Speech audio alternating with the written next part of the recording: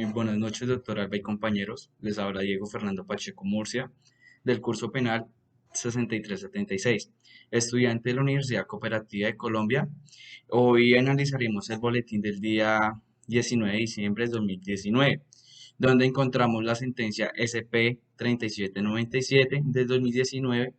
y la sentencia SP 3361 del 2019.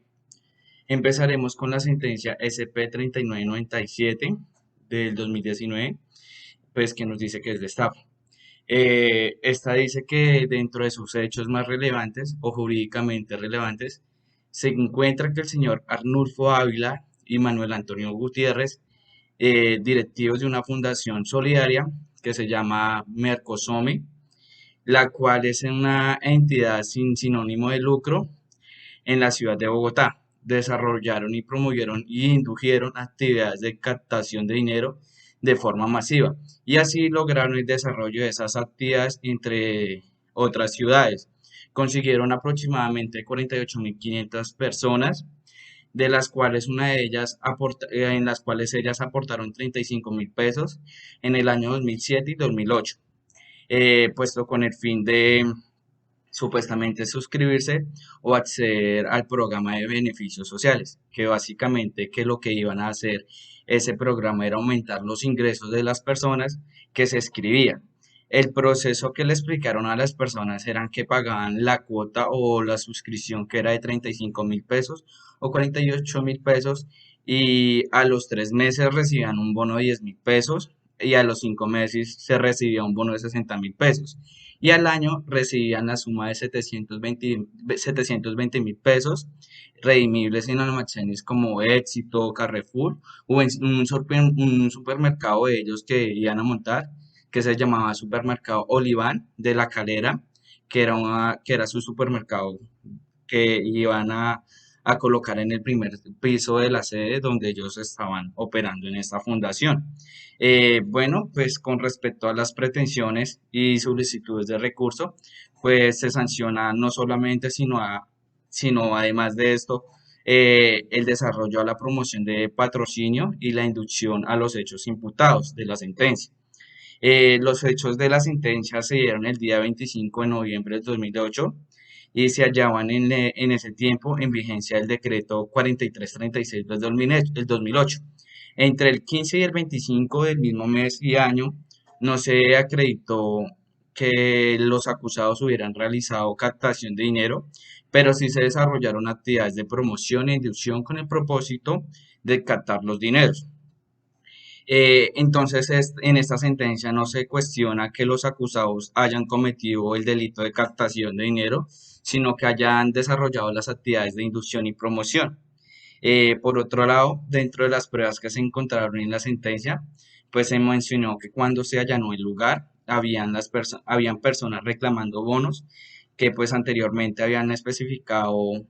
habían otras personas recibiendo folletos y con revistas en sus manos. Y dice la defensa que esto no indica que los acusados estuviesen cumpliendo con el verbo rector de la nueva forma prohibida mencionada anteriormente, que era pues promover de estas actividades ilícitas. Pero en el momento del allanamiento se encontró material publicitario,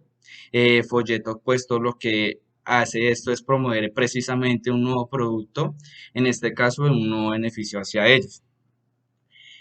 Otra de las pretensiones de la defensa es que cada una de las estafas introdujeran al sistema penal por separado, puesto que cada una de las personas dieron 35.000 pesos, o sea, los afiliados pagaron una cuota o una inscripción que no sobrepasa el 10% de un salario mínimo, puesto que si sobrepasa el 10% de un salario mínimo, no se le aplicará el agravante que precisa el artículo 267, pues pues es evidente que no supera los salarios mínimos vigentes. Los argumentos de las partes intervinientes tenemos primero como la fiscalía con respecto al primer punto, pues que nos aclara que se encontraban 15 personas dentro del lugar en el segundo piso, escuchando sobre una exposición de cómo podrían afiliarse a dicho programa de bienestar social. al cual se sumó la incautación una serie de elementos de materiales probatorios que daban fe a las actividades ilícitas que realizaban allí. Además, se añade que, pues, que para esta fecha del allanamiento se observó un despliegue de publicidad que permite realizar esta actividad ilícita. Bueno, en cuanto al segundo inciso de las pretensiones sobre delito en masa, pues es preciso decir que este se comete sobre un conjunto de personas que tiene interés en común. Esto sin el propósito del sujeto activo era recaudar dinero en forma fraudulenta y actuando con dolo, desarrollando un plan donde se encontraba pluralidad de sujetos pasivos incurriendo en este tipo penal consolidando. Además, el de estafa en masa, el cual no se tipifica no solo por los valores insulares, sino por la totalidad del daño causado. Que dice el Ministerio Público, por su parte, pues expresa que el primer cargo no puede prosperar, pues que ha demostrado que el allanamiento Funsome continúa desarrollando sus actividades de captación de dinero ilícitamente. En relación con el segundo cargo, el Ministerio Público expresó que efectivamente que los procesados incurrieron en el delito de estafa, ya que obtuvieron provecho económico mediante engaños para obtener provecho económico. Con respecto a los problemas jurídicos en esta sentencia, pues el primero se desarrolla con respecto a la cuantía, pues esta se determina con el incremento económico que ha tenido con respecto a los sujetos activos del delito, más no por la afectación patrimonial. Y en segundo lugar, manifiesta la viabilidad del agravante que por cuantía prevé el artículo 167 del Código Penal.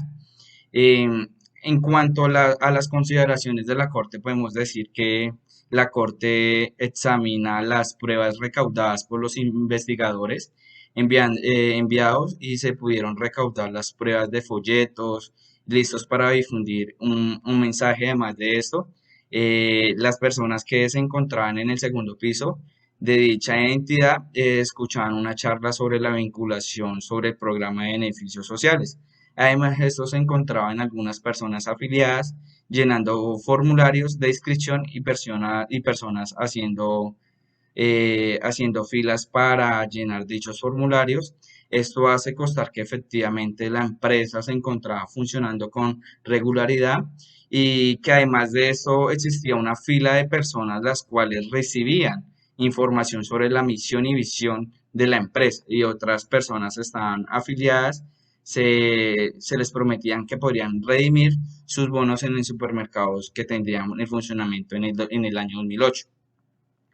De este modo, pues con respecto al primer punto, la Corte considera que los procesados efectivamente ejecutaron hechos notorios, como lo son la captación masiva habitual de dinero y además de eso desplegaron actos desarrollados como promoción, inducción para captar los dineros del público. En cuanto al segundo cargo, pues vemos que admite la viabilidad de la aplicación del agravante, que se encuentra consagrado en el artículo 267, como lo acabamos de decir, pero por otro lado se pretende que cada aporte de los sujetos pasivos se aprecie en una cantidad que no superen los 20 salarios mínimos legales. Y en cuanto al tercer cargo, se condenó a los procesados por estafa agravada por la cuantía y negativa del reintegro. Y el ADCUO confirió la sentencia desificando su pena a partir de la que consideró que ya era de mayor grave. Con respecto a los temas resaltados por la Corte, uno de ellos fueron la cuantía expresada, cómo se podía tomar o cómo se sumaba la cuantía. En este caso se suman los totales de 35.000 a 48.000 personas, 35 a 48.000 personas que pagaron la cuota de inscripción y de este modo se saca la cuantía para saber si es factible de aplicar el agravante correspondiente. Pues vemos que la Corte, por su parte, ordena parcialmente fallo a cada uno de los procesados, se les dará 134 meses de prisión y además de esto una multa equivalente a 129.000 salarios mínimos legales vigentes por los delitos de captación masiva y habitual de dinero en curso de esta estafa agravada.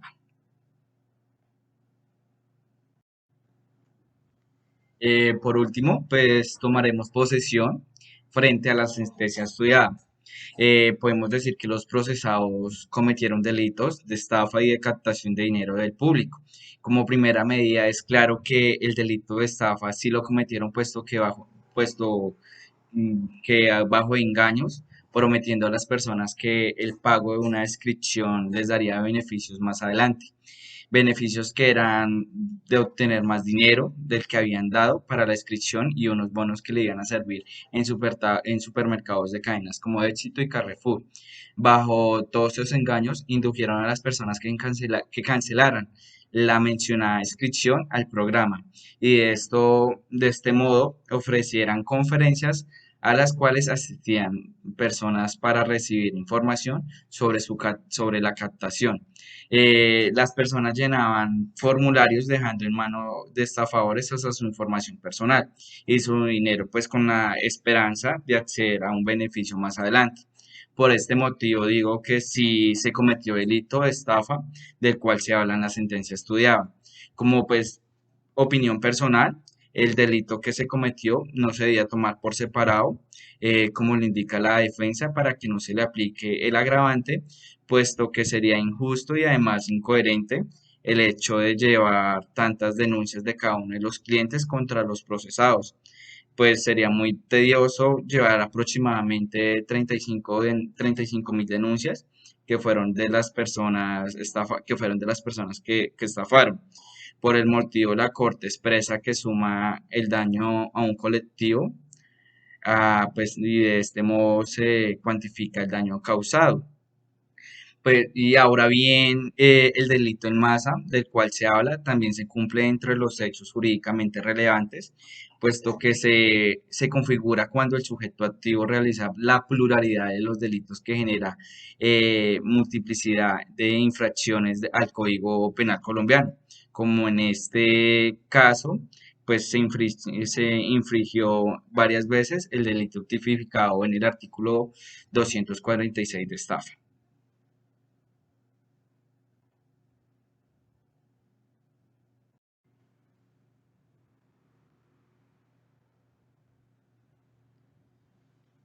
Analizaremos la segunda sentencia, que es la sentencia 3361 del 2019. Los hechos jurídicamente relevantes son que el señor Uriel Rojas demostró interés por un aviso clasificado donde ofrecía un trabajo como administración de una empresa en Estados Unidos a cambio de una pequeña inversión. Se contactó con el señor Hernando, que se presentó como el propietario de la empresa cervecera Ancla, diciendo que se presentara en su oficina ubicada en la ciudad de Bogotá, en el edificio World Track. Pues esto para mostrar la propuesta de inversión, cuando el señor Uriel asistió a dicha cita, le presentaron que la oferta consistía en aportar 250.000 USD y dirigir una empresa en la ciudad de Orlando que se dedicara a la distribución de las bebidas energéticas y aguas envasadas. El señor Uriel,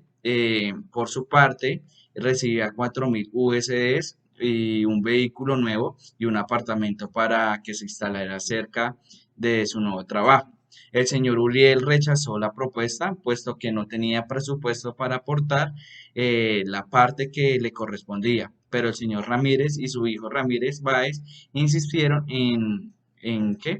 varias ocasiones para que se vinculara a la empresa, ya que este era un negocio de grande escala, y finalmente el señor Uriel decide cerrar el trato con una oferta inicial de 30.000 USD y su vehículo, el cual estaba evaluado en 38 millones de pesos. Eh, Esta entrega se materializó el 5 de diciembre de 2005 en la ciudad de Bogotá, cuando el señor Uriel se dirigió a la ciudad de Miami, se dio cuenta que la infraestructura de la empresa no era como se le había descrito y además no habían los empleados que le habían comentado. Por otro lado, la camioneta que le dieron estaba usada y golpeada, y por parte del dinero aportado había sido retirado en la cuenta sin ninguna explicación. Ante esta serie de acontecimientos, el señor Uriel decidió cancelar el contrato y exigir la devolución de su dinero que había aportado, que tampoco ha sido reintegrado. Eh, con respecto a las pretensiones o solicitudes del recurso, lo que el señor Uriel pide es que se le reintegre su dinero y se dé por determinado el acuerdo. Por otro lado, la solicitud presentada por la defensa, que se case la sentencia y mantenga en la absolución los argumentos de los demás partes intervinientes, iniciando por la fiscalía, y pide que no sea casada la sentencia en torno que al primer cargo no se le indica que el artículo 358 de la norma procedimental penal fuese transgredida. Además, cita el punto 4.2 de la sentencia de la segunda instancia para determinar que el reparo es meramente mecanográfico, ya que pues sobre el delito de esta estafa, la fiscalía rectifica que sí existía engaño por parte de los señores Ramírez. Al no exponer con la claridad pues las labores que se desarrollaba, el señor Uriel y además el señor Uriel, además, finalizando la fiscalía, aclara que está de acuerdo con el tribunal, con la conclusión del tribunal, puesto que el negocio se trató de un contrato en total desventaja por su sujeto pasivo. Con respecto al apoderado de las víctimas, peticiona que se desestime las pretensiones de la demanda, puesto que el juez de la segunda instancia hizo una correcta apreciación del testimonio. Y además también expresó que la esta se dio cuando se puso un anuncio de un aviso clasificado y posteriormente cuando el señor acepta la determinación pero por un valor más bajo estipulado inicialmente. El Ministerio Público, por su parte, indica que el problema jurídico se encuentra en valoración de la prueba, puesto que en primer documento de traducción fueron aportados como evidencia, fueron leídos por una persona que pues no era bilingüe,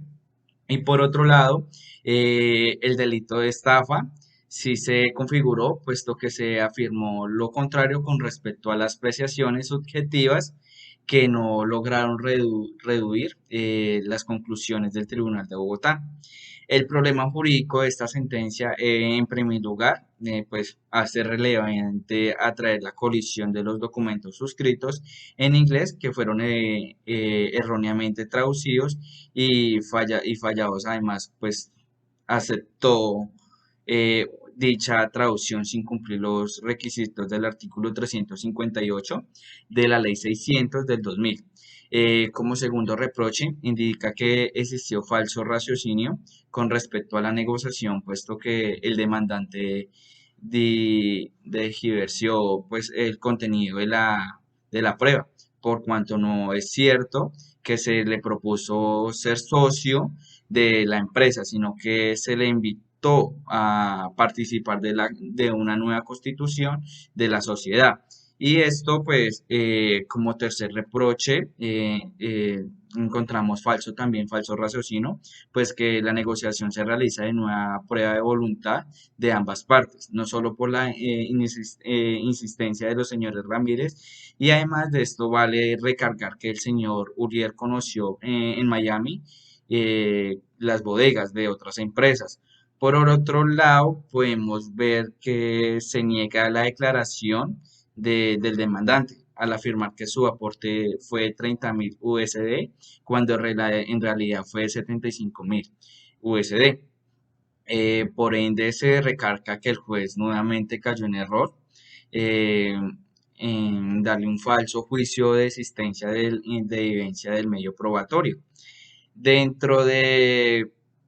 las consideraciones que encontramos de la Corte, pues tenemos que la Sala tendrá por superado los efectos de los que adolece la demanda al ver admitido la misma en primer lugar, con respecto a los documentos que se deben decir que el documento en inglés público es público, puesto que se autenticó con el Ministerio de Relaciones Exteriores el día 23 de octubre de 1996. Dentro de los temas resaltados por la Corte, uno de los temas más mencionados por la Corte en este caso fue la autorización de artimañas e engaños para llevar a cabo pues el delito de estafa, que según la Corte no configura en esta sentencia, ya que siempre existió variedad sobre el negocio comercial que se realiza,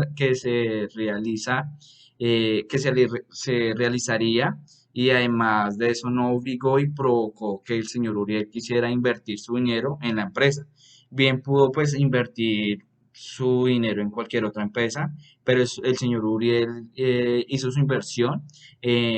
pues sabiendo de las consecuencias que podían pasar. Con respecto a la corte que resuelve, está decir que en primer cesa el procedimiento, puesto que el señor Hernando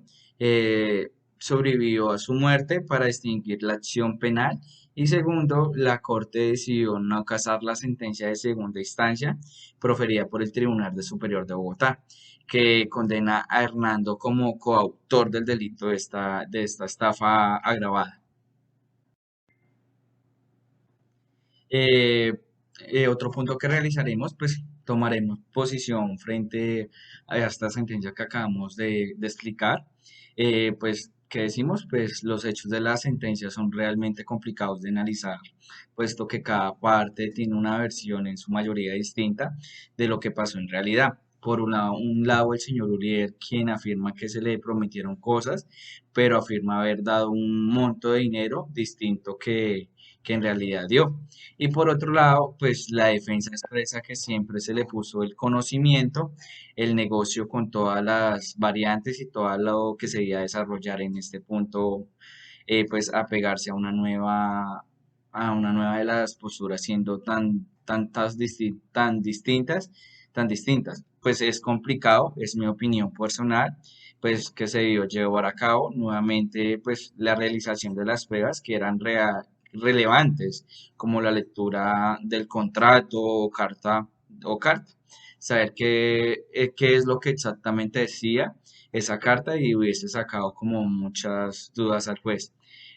Pues para mí el delito de estafa existió, pues se engañó al señor Uriel, como vemos, con respecto al negocio que iban a realizar, pues le hicieron creer que su vida cambiaría y se aprovecharon de sus ganas de superar como persona